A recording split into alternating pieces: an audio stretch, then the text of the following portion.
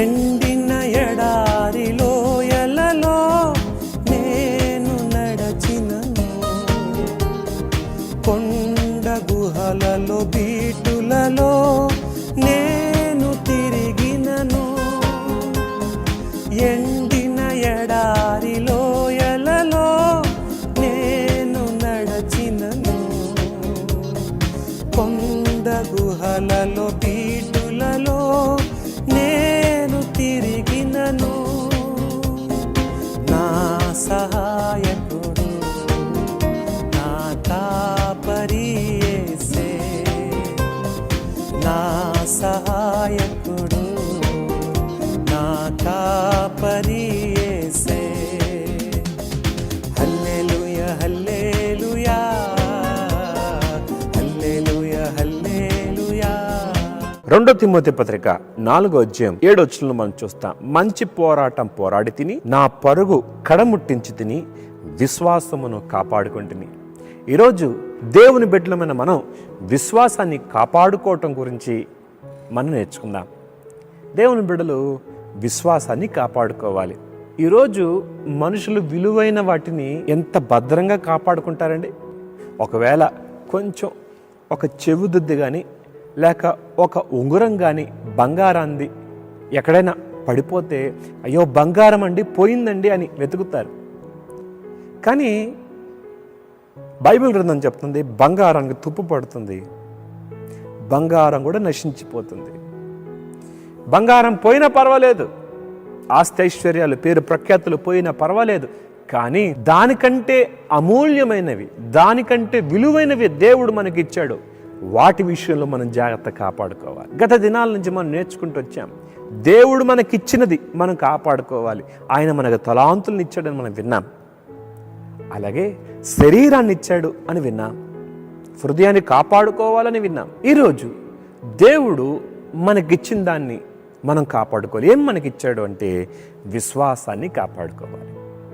Bible గ్రంథంలో మనం చూస్తాం, అపోస్తలుడైన పౌలు ఈ మాట చెప్తాడు, విశ్వాసమును కాపాడుకుంటుని. ఆధ్యాత్మిక జీవితం విశ్వాసంతో ప్రారంభించబడి విశ్వాసంతో జీవించి విశ్వాసముతో ముగించబడాలి. కానీ చాలామంది విశ్వాసంతో ప్రారంభిస్తున్నారు, విశ్వాసముతో జీవిస్తూ జీవిస్తూ ఎక్కడో ఎగిరిపోతుంది విశ్వాసము. చచ్చిపోయేసరికి విశ్వాసం కనిపించట్లేదు.